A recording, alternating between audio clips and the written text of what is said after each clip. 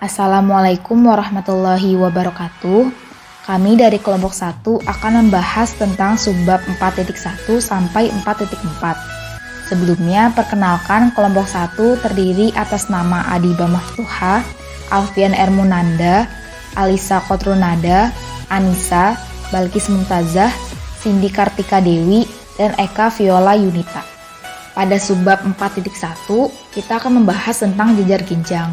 Jadi definisi dari jejar ginjang adalah segi 4 yang dimana kedua pasang sisi berlawanan sejajar, yaitu sisi RS sejajar dengan sisi VT dan sisi RV sejajar dengan sisi ST. Kemudian di teorema 411, diagonal dari jejar ginjang memisahkan menjadi dua segitiga yang kongruen, yaitu pada diagonal RT dan diagonal VS. Contoh 1. Misalkan diketahui bahwa ABCD adalah jejar ginjang dengan diagonal AC. Kita harus membuktikan bahwa segitiga ACD kongruen dengan segitiga CAB. Kita sudah mengetahui bahwa ABCD adalah jejar ginjang. Kemudian, sisi AB sejajar dengan sisi CD. Karena sisi yang berlawanan pada jejar ginjang adalah sejajar. Kemudian, sudut 1 kongruen dengan sudut 2. Karena jika dua garis sejajar dipotong oleh transversal, maka sudut dalam berseberangannya adalah kongruen. Kemudian sisi AD sejajar dengan sisi BC, karena sisi yang berlawanan dari jejar ginjang adalah sejajar. Dan sudut 3 kongruen dengan sudut 4, karena jika dua garis sejajar dipotong oleh transversal, maka sudut dalam berseberangannya adalah kongruen. Kemudian diagonal AC sejajar dengan dirinya sendiri, diakibatkan oleh identitas. Maka dari itu kita bisa menyimpulkan bahwa segitiga ACD kongruen dengan segitiga CAB yang diakibatkan oleh sudut sisi sudut. Strategi pembuktian yang menggunakan segitiga kongruen. Jadi untuk membuktikan bahwa bagian segi 4 itu kongruen, biasanya menggunakan garis bantu untuk membuktikan bahwa segitiga tersebut kongruen, yang dimana nantinya kita akan menerapkan CP-CTC. Koroleri 412. Sudut yang berlawanan dari jejar ginjang adalah kongruen. Contohnya sudut B kongruen dengan sudut D dan sudut DAB kongruen dengan sudut BCD.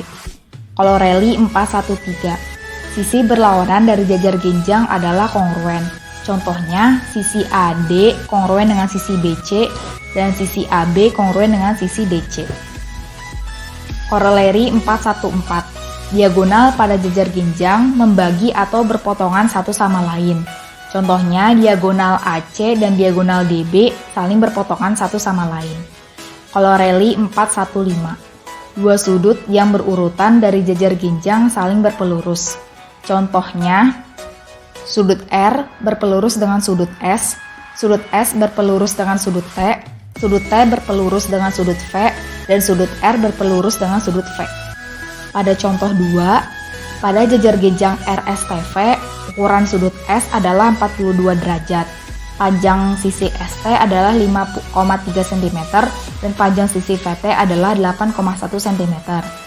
Tentukan ukuran sudut V. Dikarenakan sudut V dan sudut S adalah kongruen, maka sudut V memiliki ukuran sama dengan sudut S, yaitu 42 derajat. Kemudian untuk ukuran sudut T, dikarenakan sudut T dan sudut S saling berpelurus, maka ukuran sudut T adalah 180 dikurang 42, yaitu 138 derajat.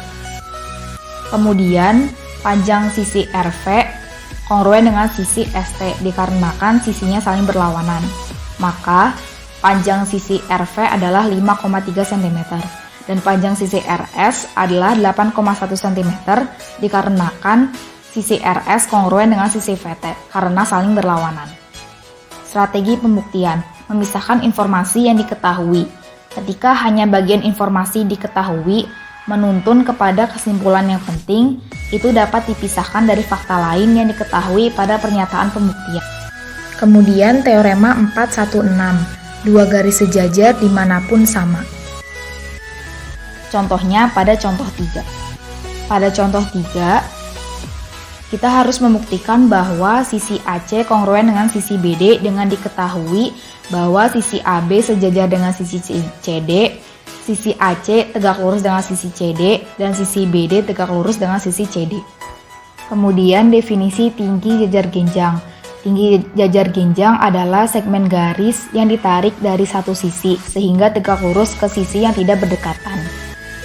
Contohnya, pada jajar genjang RSTV, garis RW dan garis SX adalah tinggi dari jajar genjang RSVT, yang dimana garis RW tegak lurus dengan sisi VT dan garis XS adalah tegak lurus terhadap sisi RS. Kemudian lema 417.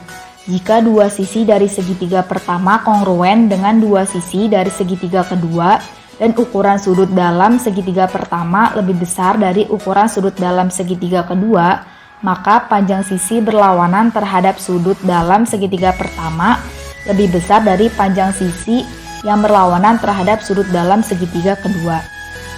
Teorema 418. Pada jajar genjang dengan pasang sudut berdekatan yang besarnya berbeda, diagonal yang lebih panjang berlawanan dengan sudut tumpulnya.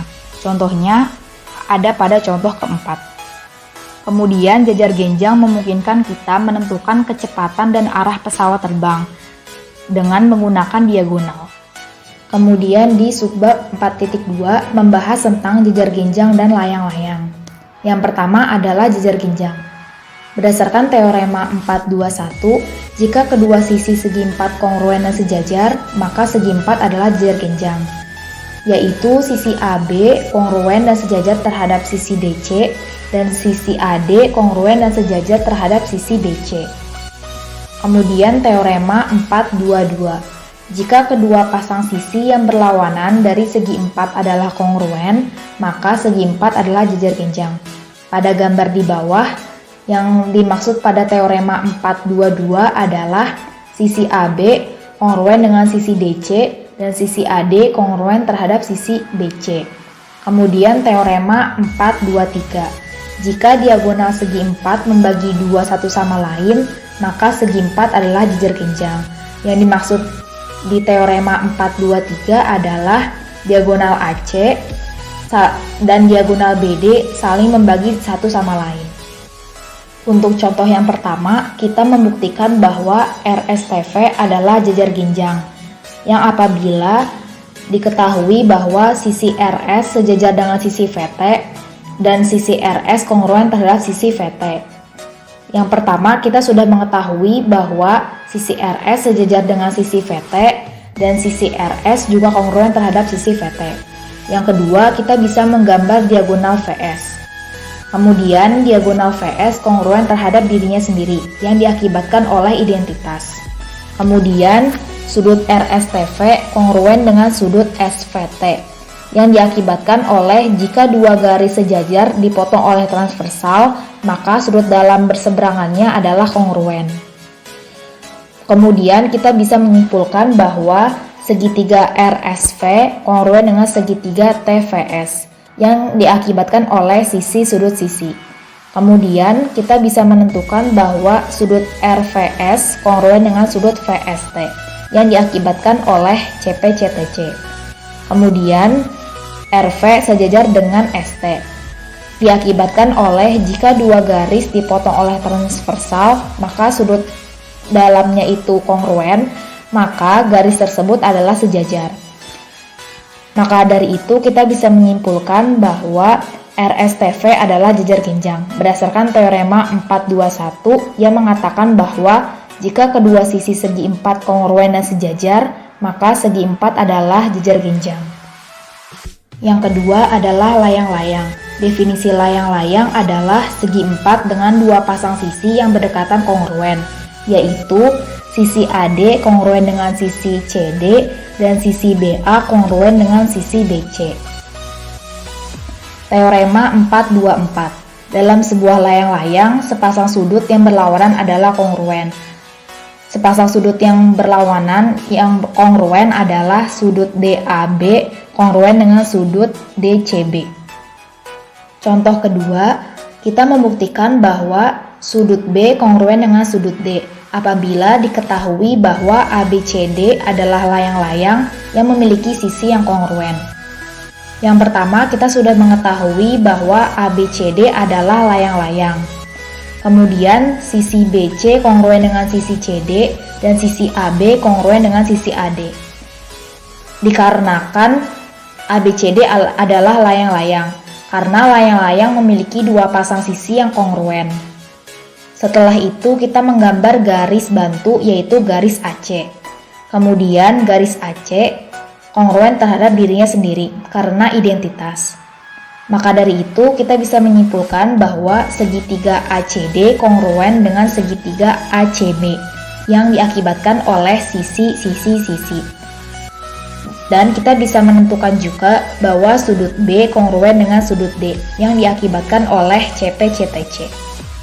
Kemudian teorema 425, segmen garis yang bergabung dengan titik tengah dari dua sisi segitiga itu sejajar dengan sisi ketiga dan memiliki panjang setengah dari panjang sisi yang ketiga. Kemudian contoh 3, diketahui segitiga RST pada gambar 417. M dan N adalah titik tengah dari sisi RS dan sisi RT. Jika sisi ST memiliki panjang 12,7, maka sisi MN memiliki panjang setengah dari sisi ST, yaitu 1/2 dikali 12,7 sama dengan 6,35. Kemudian jika sisi MN memiliki panjang 15,8, maka panjang ST memiliki 2 kali dari sisi MN, yaitu 2 dikali 15,8 sama dengan 31,6. Lanjut di subbab 4.3 yaitu persegi panjang, persegi, dan belah ketupat. Yang pertama ada persegi panjang. Definisi dari persegi panjang adalah jejar genjang yang memiliki sudut siku-siku. Koroleri 431. Semua sudut persegi panjang adalah sudut siku-siku. Pada gambar di samping, sudut A, sudut B, sudut C, dan sudut D memiliki ukuran yaitu 90 derajat atau disebut sudut siku-siku. Koroleri 432. Diagonal persegi panjang adalah kongruen, yaitu diagonal AC dan diagonal BD adalah kongruen. Pada contoh soal pertama, kita harus membuktikan bahwa diagonal MP kongruen dengan diagonal NQ, yang dimana diketahui bahwa MNPQ adalah persegi panjang yang memiliki diagonal MP dan diagonal NQ. Yang pertama, kita sudah mengetahui bahwa MNPQ adalah persegi panjang yang memiliki diagonal MP dan diagonal NQ. MNPQ adalah jejar genjang. Dikarenakan adanya definisi yaitu persegi panjang adalah jejar genjang yang memiliki sudut siku-siku. Kemudian sisi MN kongruen dengan sisi QP yang dimana diakibatkan oleh MNPQ adalah jejar genjang. Karena jejar genjang memiliki sisi yang berlawanan yaitu kongruen. Lalu sisi MQ kongruen terhadap dirinya sendiri karena identitas. Kemudian sudut NMQ dan sudut PQM adalah sudut siku-siku berdasarkan Koroleri 431, yaitu 4 sudut dari persegi panjang adalah sudut siku-siku. Maka kita bisa menyimpulkan bahwa sudut NMQ kongruen terhadap sudut PQM karena semua sudut siku-siku adalah kongruen. Yang kedua adalah persegi. Definisi dari persegi adalah persegi panjang yang memiliki dua sisi yang berdekatan kongruen. Pada gambar di samping, sisi AB kongruen dengan sisi BC, sisi BC kongruen dengan sisi CD, sisi CD kongruen dengan sisi DA, dan sisi DA kongruen dengan sisi AB. Koroleri 433. Semua sisi dari persegi adalah kongruen. Yang ketiga adalah belah ketupat. Definisi dari belah ketupat adalah jejar genjang yang memiliki dua sisi yang berdekatan kongruen. Koroleri 434. Semua sisi belah ketupat adalah kongruen. Teorema 435. Diagonal pada belah ketupat adalah tegak lurus. Koroleri 436. Diagonal pada belah ketupat adalah garis-garis yang tegak lurus satu sama lain, yaitu diagonal AC tegak lurus dengan diagonal DB. Pada contoh soal, kita harus membuktikan bahwa diagonal AC tegak lurus dengan diagonal DB, jika diketahui bahwa ABCD adalah belah ketupat yang memiliki diagonal AC dan diagonal DB. Pada gambar di atas, kita sudah mengetahui bahwa ABCD adalah belah ketupat yang memiliki sisi kongruen seperti yang ditunjukkan, yaitu sisi AD kongruen dengan sisi DC kongruen dengan sisi CB kongruen dengan sisi BA, dan sisi BA kongruen dengan sisi AD. Yang dimana diagonal dari belah ketupat tersebut membagi dua satu sama lain. Maka dari itu, berdasarkan sisi, empat segitiga kecil itu kongruen. Dengan demikian, setiap sudut pada sudut E adalah sudut siku-siku. Sehingga kita bisa menyimpulkan bahwa diagonal AC tegak lurus dengan diagonal DB. Teorema Pythagoras. Dalam segitiga siku-siku, panjang sisi miring adalah C dan panjang kaki-kakinya adalah A dan B. Kemudian, untuk mencari panjang dari sisi miring adalah C kuadrat sama dengan A kuadrat ditambah B kuadrat. Contoh ke-6. Pada berlian softball, jarak di sepanjang alur dasar adalah 60 kaki.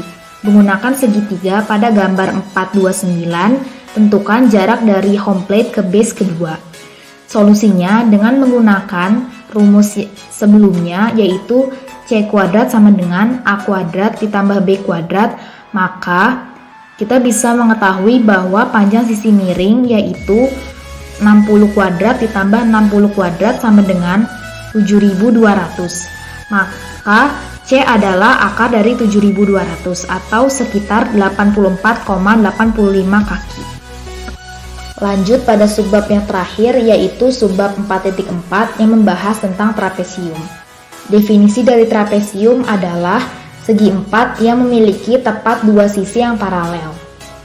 Pada gambar di bawah, trapesium HJKL memiliki sisi HL dan sisi JK sebagai base atau alas, dan memiliki sisi HJ serta sisi LK sebagai leg atau tinggi dari trapesium HJKL.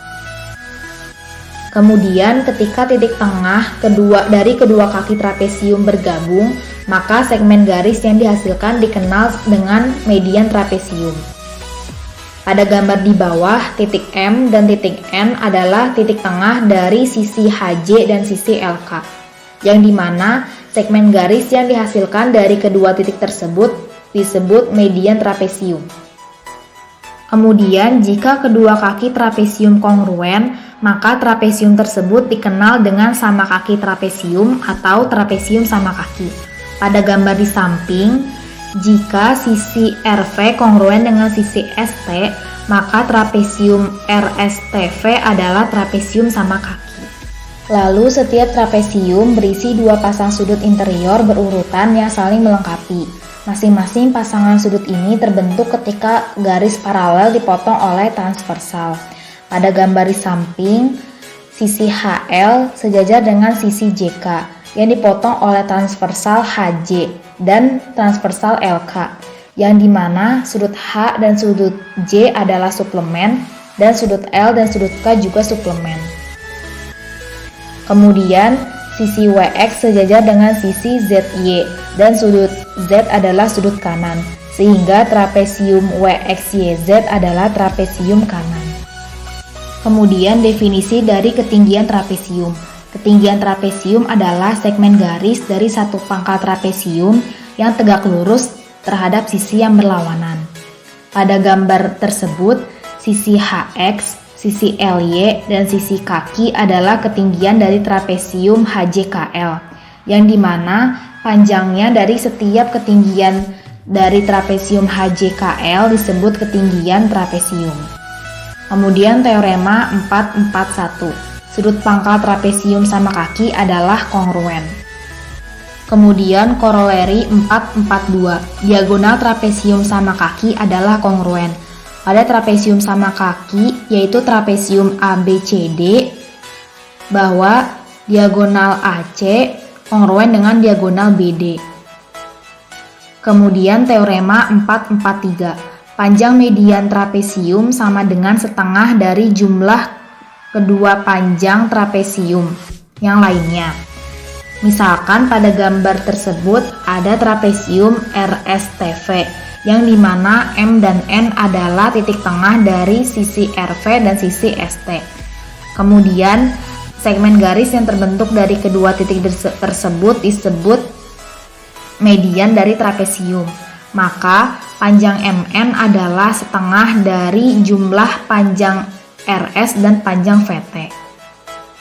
Atau kita juga bisa misalkan bahwa median trapesium MN kita simpulkan dengan M dan sisi RS adalah B1 dan VT adalah B2.